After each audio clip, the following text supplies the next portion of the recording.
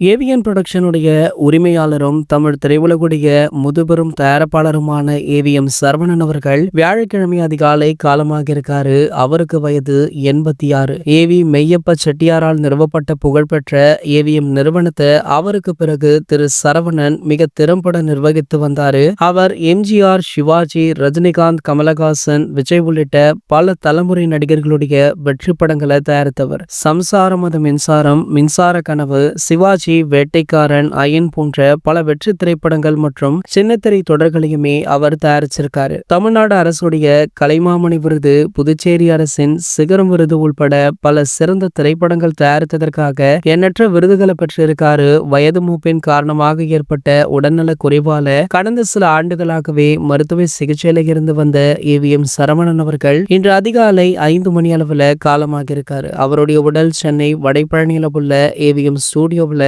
3வது தளத்துல பொதுமக்கள் அஞ்சலிக்காக வைக்கப்பட்டிருக்கா. இன்று பிற்பகல் 3 மணி அளவுல ஏவிஎம் மயானத்துல அவருடைய உடல் தகனம் செய்யப்பட உள்ளது அப்படின்ற செய்தியுமே வெளியாச்சு. இதனடுத்து பாத்தீங்கன்னா சூப்பர் ஸ்டார் முதல் சூர்யா வரை பல முக்கிய பிரபலங்களுமே நேர்ல சென்று அஞ்சலி செலுத்திய நிலையில தற்போது நடிகரும் பிரபல கார் ரேசருமான நம்ம அஜித்குமார் அவர்கள் நேர்ல சென்று அஞ்சலியுமே செலுத்திருக்காரா.